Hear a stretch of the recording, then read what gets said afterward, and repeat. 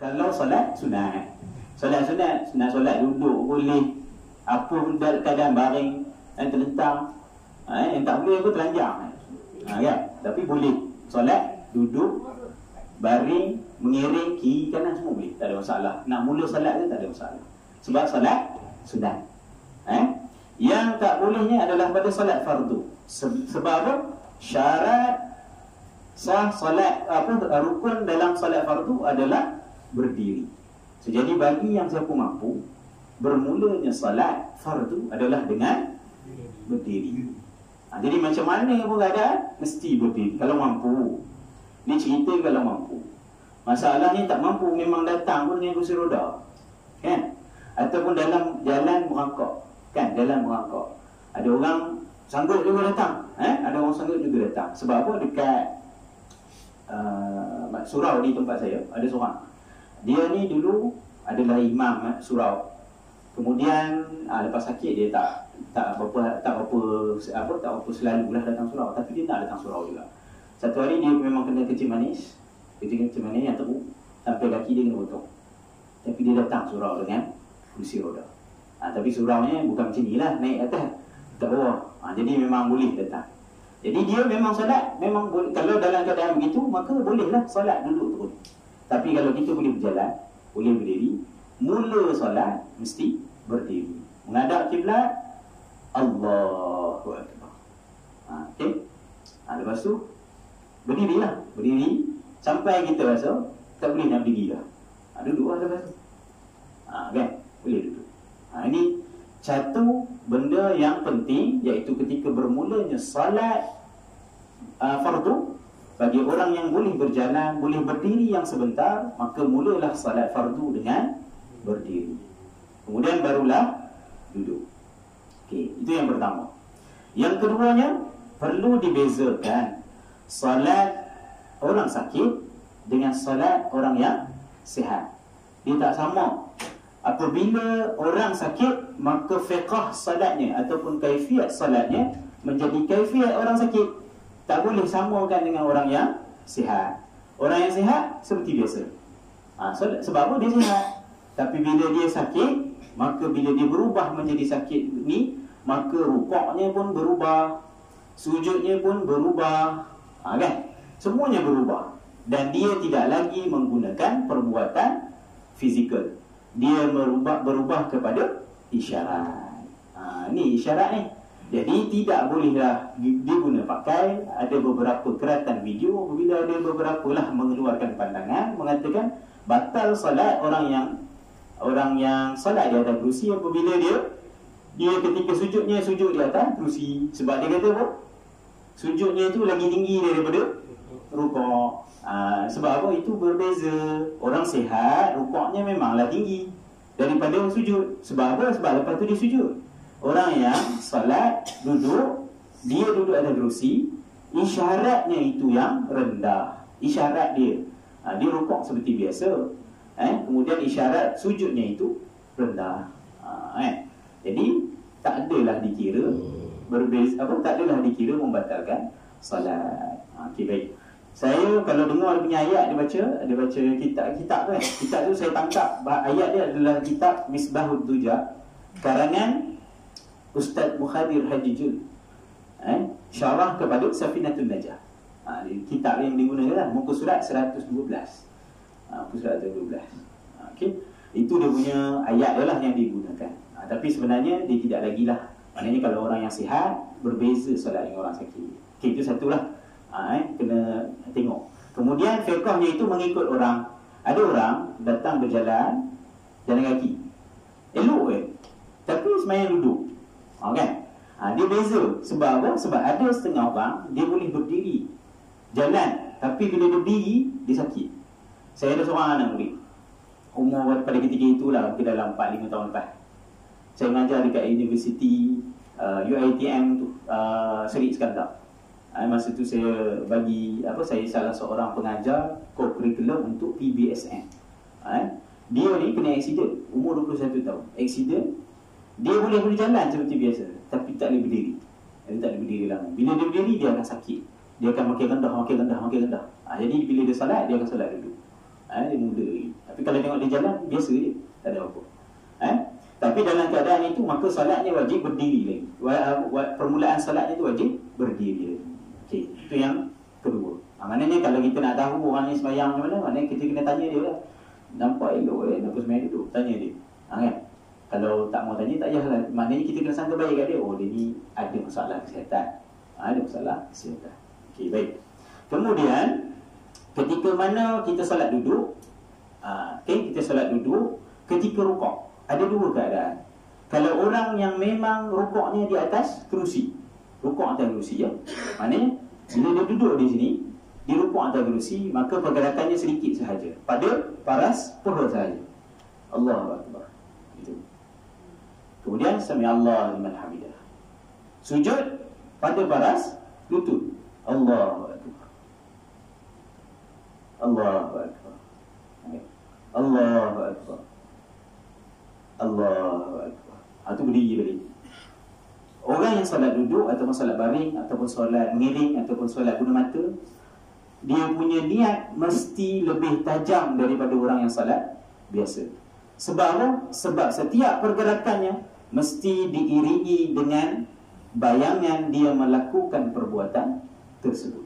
Mesti diiringi. Kalau tak, dia terlupa. Ni sujud ke mana ni, yang ni tadi rukuk ke sujud ni, sebab apa pergerakannya lebih kurang. Kan? Beza dengan orang yang memang buat pergerakan betul, sebab dia berubah. Betul? Jadi dia punya niat mesti tertibnya itu mesti lebih tajam daripada orang yang sihat. Bagi orang yang rukuknya, dia nak rukuk dalam keadaan dia berdiri. Ni kan ada orang dia nak rukuk berdiri kan. Okay, kalau dia rukuk memang dia asalnya berdiri, kemudian dia rukuk, kemudian dia i'tidal, kemudian dia nak sujud tu dia duduk dulu kan, baru dia sujud. Kan? Ini tak ada masalah. Yang ada masalah adalah pada orang yang dia lepas dia baca dia takbiratul ihram, kemudian dia baca Fatihah, mungkin lepas tu kakinya sakit, dia duduk. Kan? Kemudian dia nak rukuk berdiri. Dia nak rukuk berdiri, dia tak mau rukuk gini, dia nak rukuk berdiri. Maka dia perlu wajib berdiri dan rukuk. Tak boleh buat begini. Tak boleh. Sebab apa? Pergerakan rukuk ketika berdiri mesti daripada tegak ke rendah. Maksud dia berdiri dulu. Dia mesti berdiri dulu. Berbeza pula kalau dia daripada duduk nak berdiri. Kalau nak terus berdiri, nak duduk macam contoh lah. Contoh dia duduk di sini, kemudian dia nak berdiri rakaat kedua, contoh lah, sebelum dia nak duduk balik. Ada setengah orang dia suka buat gitu kan. Dia berdiri, lepas tu dia duduk balik. Dia nak tunjukkan isyarat berdiri dia tu kan. Jadi kalau dia berdiri, dia boleh terus berdiri macam biasa. Sebab tak ada sebab daripada pergerakan duduk kepada tegak. Tapi kalau pergerakan daripada tegak kepada rendah, mesti berdiri dahulu. Yang ini dia ada bincang dalam kitab Manhajul Qawim. Dia kata apa? Kalau nak berdiri, kalau nak rukuk, pergerakan tinggi kepada rendah mesti berdiri terlebih dahulu dengan sempurna, barulah rukuk. Kalau tak, batal solat. Sebab apa? Sebab pergerakan duduk tidak boleh kepada yang berdiri. Situ. Dia tak boleh begini. Dia mesti berdiri, rukuk. Sami Allah liman hamidah, baru duduk. Tak boleh daripada duduk Allahu Akbar. Dia tak boleh. Sebab ini daripada duduk kepada berdiri. Dia salah. Itu dia punya key point lah, yang utama ketika mana rukuk. Jadi nak selamat, tak payahlah berdiri, rukuklah kat sini. Nak selamatlah. Tapi kalau nak apa dia? Kalau duduk bawah tu boleh. Kalau duduk bawah lagi bagus. Duduk bawah. Kan? Tengah berdiri. Alhamdulillahirabbil alamin arrahmanir rahim, sakit kan? Maka duduklah. Boleh je duduk. Duduk yang paling baik apa? Duduk antara dua sujud. Duduk apa? Iftirash. Duduk iftirash. Ini paling baguslah. Tapi kalau kang duduk macam ni kang, imam baca Al-Baqarah, contoh kan, udah krem pula kan. Ada orang krem kan? Orang krem. Duduklah sila. Boleh. Respon garu. Simpung garuh. Simpung garuh. Kan berkerut muka pula kan. Duduk bersimba. Duduk bersimba boleh. Kan. Nak duduk bersimpuh pun boleh, ataupun duduk tawarruk kan. Boleh, tak ada masalah. Kan. Nak belah kanan boleh, nak belah kiri boleh. Kan. Boleh, tak ada masalah. Duduk ni dia bukan sebahagian daripada rukun. Jadi boleh duduk macam mana pun. Jadi boleh duduk dah gini. Maknanya kalau dia nak rukuk, takkan nak berdiri kan. Dah sakit. Rukuk dia kat sini lah. Kalau di bawah, di bawah sini, maka pergerakannya sama tadi. Parasnya di paha waktu rukuk. Allahu Akbar. Sami Allah liman hamidah. Kalau nak sujud, boleh je sujud pada paras lutut ni. Boleh. Allahu Akbar rendah. Sebab apa? Isyarat. Tapi kalau nak sujud bawah ni pun tak ada masalah. Boleh, tak ada masalah. Tapi ada orang baru ni kami jemput Ustaz Profesor Madya Dr. Muhammad Suki Osman. Saya jemput dia ke masjid. Rupanya dia ada sakit kaki.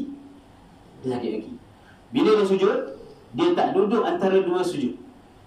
Dia tak duduk begini. Bila dia sujud biasa. Tapi bila dia nak duduk antara dua sujud, dia begini. Dia gini saja. Sebab dia tak boleh duduk. Bila dia nak tahiyat, dia akan duduk bersila. Ini pergerakan dia.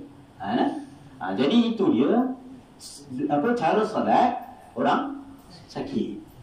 Okey, setakat ni jelas tak apa saya cerita? Ya, Ustaz yang diri tadi. Diri? Rokok. Sami Allah al-Hamidah. Lepas tu sujud secara begitu juga, tak ada duduk dulu. Dia tak ada duduk, dia terus sujud macam itu. Sujud maksudnya sujud sambil berdiri.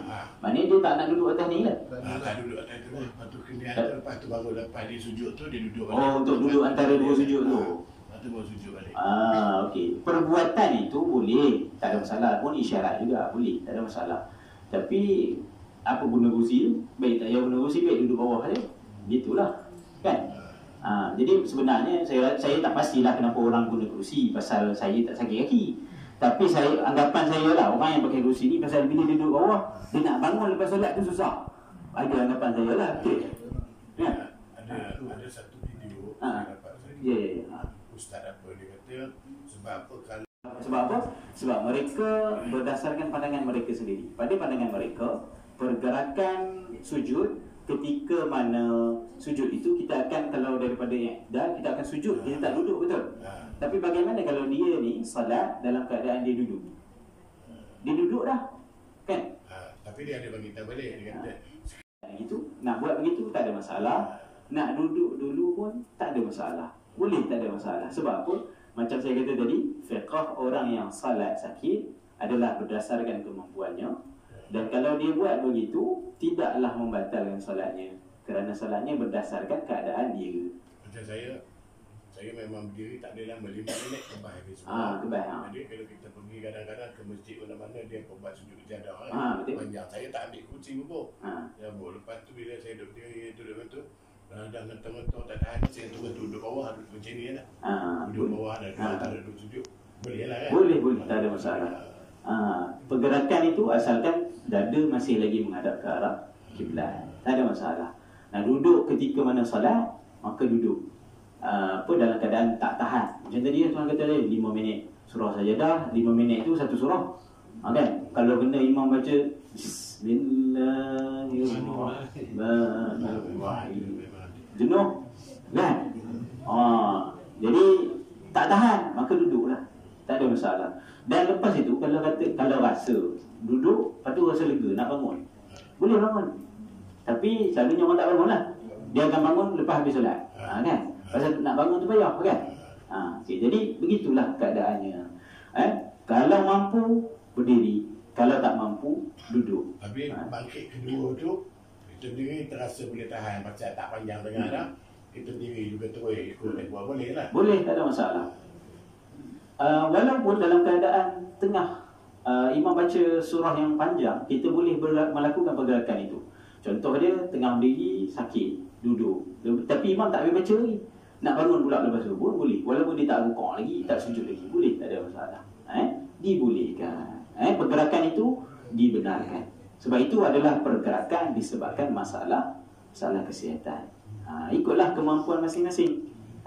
Tapi janganlah sampai mengganggu kekhusyukan. Sebab apa? Sakit ni kan berdiri tahan berpeluh-peluh ni, sakit kebal kaki sebelah kan tumbang kan jenuh kan. Jadi kita hilang khusyuk pada sembahyang, kita tumpu pada sakit. Itulah tujuan dia diringankan. Innal ladina yazkurunallaha qiyaman wa qu'udan wa 'ala junubihim. Sesungguhnya orang yang mengingati Allah itu pada keadaan berdiri, qiyaman, qu'udan duduk, wa 'ala junubihim di baring. Mana yazkuru tu sahabat Ibnu Abbas radhiyallahu anhuma menyebut apa? Yazkuru tu adalah solat. Maka solat boleh dalam keadaan berdiri, duduk ataupun baring. Tak ada masalah. Okay, baik, setakat ni ada soalan? Ada, kalau nak jadi imam boleh tak? Kalau yang sakit macam ni? Boleh. Siapa yang sakit, tak ada imam lain dah. Dia seorang je baca bagus. Yang lain semua baca tak apa nak bagus kan? Boleh jadi imam. Boleh, tak ada masalah. Nabi SAW pernah mengimamkan salat dalam keadaan duduk. Ketika pada penghujung usia Nabi SAW, baginda Nabi dalam keadaan uzur, maka baginda tetap mengimamkan salat. Baginda mengimamkan salat dalam keadaan duduk. Dalam keadaan duduk. Selepas baginda tak larat, baginda memang arahkan Sayyidina Abu Bakar As-Siddiq untuk menjadi imam. Tapi memang ada peristiwa di mana Nabi menjadi imam dalam keadaan duduk. Maka dibolehkan untuk imam duduk, tak ada masalah. Kalau ada imam lain yang boleh ganti, silakanlah. Biasanya imam pun kalau dia sakit, dia pun tak apa jadi imam. Sakit lutut. Walaupun makmum diri ya? Walaupun makmum diri, boleh, tak ada masalah. Boleh, tak ada masalah. Sakit lutut datang pun bau minyak angin. Kan? Dia sakit. Okay. Baik. Ini solat duduk. Okay, ada soalan tak? Tak ada soalan Ya, silakan. Ya. Betul. Okey. Satu soalan dia kerusi dalam soft. Kat sini ke? Pasal ni soft berdiri dengan orang. Ini kerusi duduk dalam soft. Kalau solat berjemaah di tempat yang mungkin tak apa sesak lah, boleh je nak letak dekat belakang ni, tak ada masalah kan? Boleh, tak ada masalah. Kalau tak sesak, kena sesak, letaklah di sini. Macam dekat Masjidil Haram, biasa siapa pergi kan, dia tengok, dia akan letak di sini. Tapi yang paling baik adalah di sini. Sebab apa? Orang yang duduk, softnya adalah belakang, punggungnya itu. Jadi duduklah sini. Sebab apa? Kalau tak duduk di sini, dia kursi belakang, dia ganggu orang belakang, ganggu orang sembahyang berjemaah, hukum dia haram. Itu hukum haram. Jadi lebih baik duduk di sini. Duduk di soft. Itu lebih baik. Kerusi yang nak digunakan, kerusi sebenarnya yang paling bagus adalah kerusi yang tak ada sandar dan kecil. Biasa tengok kan, kerusi yang kecil sebab apa? Sebab kerusi itu dia tak makan ruang sangat, dan kita senang melakukan pergerakan lebih mudah dilakukan. Itu lebih baiklah. Tapi kalau tak ada, pasal ada itu je kan, gunalah apa yang ada. Apa yang ada. Saya di belakang saya kursi, saya letak belakang sikit sebab saya berdiri tu yang masalah kan. Turun sujud apa semua boleh. Bila letak tempat sini saya nak sujud tak boleh, kena kursi balik.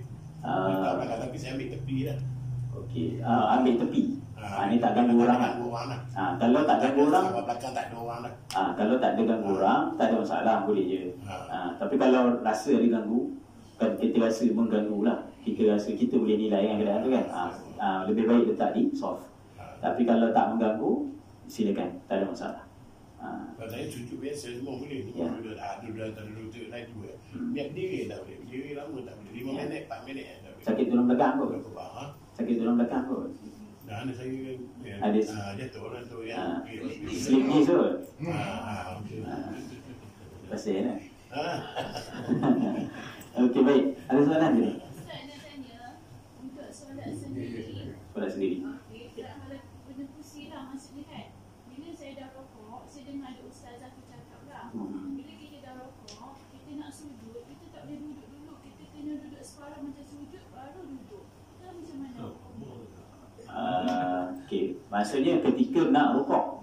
Nak sujud. Ketika nak sujud. Pada rokok, kita dah rokok. Lepas bila nak sujud tu, kita kena duduk sujud dan rokok. Kalau separuh tak boleh duduk terus. Pergerakan maksudnya dah rukuk, i'tidal, nak sujud, kena begini dulu baru boleh duduk gini. Okey. Sebab dia kata kalau kita duduk dulu itu dah perbuatan dah. Dia kata dah kira perbuatan. Kalau duduk dulu dah kira perbuatan. Okey. Okey, macam mana? Okey, baik. Dia macam ni. Okey. Tujuan kita nak duduk sebab apa? Sebab sakit kan? Sebab sakit. Jadi kita duduk tu bila sebab sakit, maknanya itu perbuatan salat lah. Itu perbuatan dalam salat. Sebab apa? Bila kita sakit, kita nak kurangkan sakit kita. So kita duduk lah dalam berisiko. Berisiko Nak juga. kurangkan risiko. Ah. Kena kalau dia mungkin boleh jatuh, dia tak stabil. Dia duduk dulu stabil kita buat sujud tadi. Betul. Jadi pergerakan dia sebenarnya saya fahamlah kenapa ada sebahagian asatizah, bukan ustazah saja, sebenarnya ada je seorang dia ustaz yang garang. Dimarahnya apa? Dengki je macam tu. Dia dengki punya kawan dia. Yang boleh kursi jangan pandang aku kata. Dia kata gitulah. Dia tu sihat tak apa. Jadi sebenarnya mungkin barangkali lah pandangan dia sebab apa dia cermat kot dalam mengeluarkan perbuatan solat sebab dia takut membatalkan. Tapi pada hakikat sebenarnya apabila kita tengah solat maka berlaku sesuatu yang sakit ataupun yang mengganggu solat kita, pening ke kan, bukannya sakit je, pening ke, nak tumbang ke apa. Jadi kita nak mengelak daripada perbuatan itu mengganggu solat kita, maka kita lakukanlah perbuatan itu. Dan apabila kita melakukan perbuatan itu disebabkan nak menyelamatkan solat kita, maka itu adalah perbuatan solat. Jadi kita duduklah, boleh je nak solat. Dan kalau buat macam ni dulu kan tongging ke belakang, jenuh kan. Jadi lebih baik stabil dahulu baru sujud. Tak ada masalah. Nak buat macam ustazah tu boleh, disilakan. Buat stabil kan? Silakan. Tapi mana yang lebih mudah? Pergerakan yang mengikut anatomi badan, pergerakan yang kita boleh mudah melaksanakan. Jadi nak buat macam ustazah tu kata boleh, kalau mampulah nak buat gitu boleh, tak ada masalah. Nak buat terus duduk dulu baru sujud pun boleh, tak ada masalah. Sebab apa? Sebab benda itu adalah satu perbuatan untuk kita menjaga salat kita. Jadi tak ada masalah lah. Dia tak ada buat begini batal, buat begini batal. Yang batalnya dia boleh kursi. Dia boleh pergi tempat lain. Itu batal lah. Tapi kalau kita nak salat duduk, tak ada masalah. Boleh, tak ada masalah. Jangan risau. Juga salat duduk boleh untuk orang yang mengandung. Bukan orang sakit kaki je. Mengandung 7 bulan. Berat pun. Sujud, nak bangun balik susah. Kan? Ataupun nak tengah sujud kan susah napas pula lagi. Kan? Jadi boleh. Orang yang mengandung, rasa berat, boleh duduk atas kursi. Ataupun selain daripada sakit kaki, mengandung, ataupun pening, ataupun apa-apalah, ada lagi keadaan, iaitu orang yang daimul hadas, orang yang kencing tak terus, ataupun yang kerak, yang kentut dia selalu keluar kan, angin keluar, ataupun orang yang daimul mazi dia salasil mazi, keluar sangat mazi selalu keluar, air tak keluar, berhenti kan. Dia boleh duduk dan diwajibkan untuk dia duduk sekiranya dengan duduk mengurangkan pengeluaran najis tersebut. Itu dia.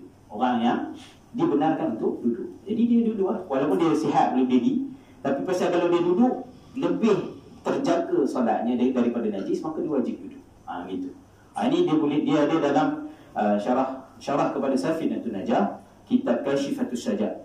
Kashifatus Sajad karangan Syekh Nawawi Al-Bantani. Ini dia punya syarahan lah. Syarahan dia. Okey, baik. Ada soalan lain? Silakan. Sekadar perkongsian. Ya. Saya selalu juga dulu perawatan saya di Pulau Pinang. Memang betul lah cakap Ustaz.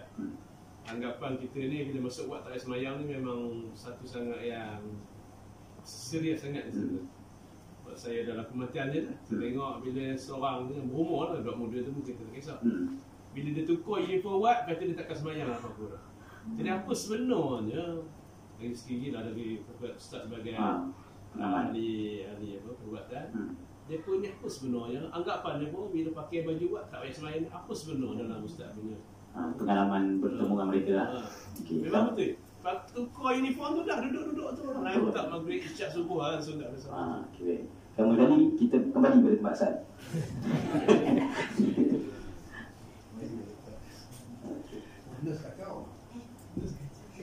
Okay. Nurse kacau kan? Terganggu kan? Tangkap kan. Baik, yang pertama sekali, yang mana yang saya perhatikan lah. Saya pernah sendiri lah pergi ke ward ni ward ortopedik, ward patah. Ward patah. Ada sebahagian alasan yang diberikan adalah kerana tiada baju. Satu lah, tak ada baju.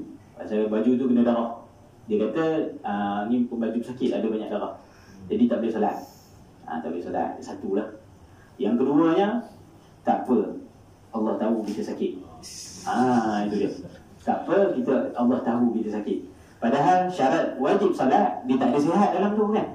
Syarat wajib solat dia ada 4 je kan. Jadi tak gugurlah disebabkan sakit. Itu dia. Yang seterusnya disebabkan ialah banyak wire-wire kat badan ataupun dekat tangan ada baik tu kan. Kita panggil drip lah, IV drip. Kemudian apa lagi? Plaster lah, plaster yang membalut ke tubuh-tubuh anggota-anggota wudu. Dan yang sebenarnya paling banyak penyebabnya kenapa? Sebab jahil, tak tahu bahawa boleh solat walaupun dalam keadaan sakit. Boleh solat, maknanya ada kemudahan. Contoh dia tak boleh ngadap kiblat, dia boleh balik je. Nak menghadap sana tak boleh, menghadap sini. Kata menghadap belah utara kan, tak boleh. Boleh tak menghadap kiblat dalam keadaan itu, dia tak tahu. Dan juga tak tahu bagaimana nak berwuduk dalam keadaan tangan berbalut. Tak tahu bagaimana nak mensucikan diri ketika mana dalam keadaan dia sakit. Dia tak tahu. Itu yang paling banyak lah, jahil. Dia tak tahu perbuatan tersebut. Ada kemudahan dalam Islam yang membenarkan dia buat begitu. Tadi pandangan yang saya beri tadi pada pasal solat duduk tadi adalah daripada Jakim. Begitu juga dengan pandangan yang saya katakan tadi, yang wuduk dalam keadaan tangan berbalut, begitu dia daripada Jakim juga. Dia bukan saya keluarkan pandangan sendiri, tak, daripada Jakim yang dibawa oleh pegawai-pegawai yang telah dilatih sendiri oleh Jakim. Yang ni, mereka ni ada tauliah lah, ada tauliah sendiri. Jadi itu sebab dia lah. Antara sebab yang besar sebenarnya yang menyebabkan orang tidak solat dalam hospital. Satu lagi memang malas lah. Memang malas, memang tak nak. Cari sebab je. Cari sebab. Cari sebab. Ada seorang pakcik ni, saya datang, saya tanya dia sebab saya saja je datang untuk bagi tahu macam mana kita nak buat kajian sebenarnya. Adakah pesakit-pesakit ni telah diajar oleh nurse bagaimana nak berwuduk dalam ketika mana solat, ketika mana sakit. Saya bagi tanya kat dia, pakcik, ada tak nurse ajar bagaimana nak berwuduk ketika sakit? Dia kata ada. Pakcik tahu tak macam mana nak berwuduk waktu sakit? Waktu tak boleh bangun, waktu kaki berbalut macam ni kan? Dia kata tahu. Okey. Lepas tu dia kata, boleh pakcik tunjuk? Itu dia macam terdiam. Tapi saya tak teruskan soalan, saya terus tunjuk saja.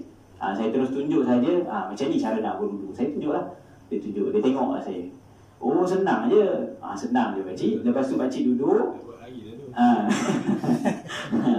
Mungkin dia tak tahu lah sebenarnya kan. Tapi saya tak tanya lebih lah. Okay, lepas tu saya tunjuk bagaimana nak solat. Lepas habis solat, saya cakap tunjuk, ni arah kiblat. Kat sini dia sudah tanda lah, ada arah kiblat. Dekat depan tu dah bagi tahu dah, ada waktu-waktu solat. Dia ada waktu-waktu solat. Kemudian boleh ambil wuduk dan solat. Saya tunjuk cara dia solat yang paling senang. Dia kata, oh senang je. Lepas ni boleh sembahyang lah. Macam tu. Dia begitu. Sebenarnya bila kita tunjuk, dia faham dan dia boleh buat. Jadi maknanya kalau dia tak tahu, memang dia tak akan buat. Dia rasa seolah-olah sakit boleh melepaskan dia daripada solat itu. Dan satu lagi lah, yang jawapan paling common sekali, tak apa, kat rumah boleh qada. Itu dia antara jawapan paling ni lah. Tak apa, boleh qada. Sedangkan solat tak boleh qada. Kalau tertinggal dengan sengaja, tak boleh qada. Kalau qada pun maksudnya atas adab kita dengan Allah Subhanahu Wa Taala. Allah terima ke tak terima, Allahu a'lam. Allah yang tahu. Tapi tinggalkan solat dengan sengaja, hukum dia kafir. Hukum dia kafir. Itu bahaya dia lah. Solat ni. Solat ni kena jaga. Begitulah.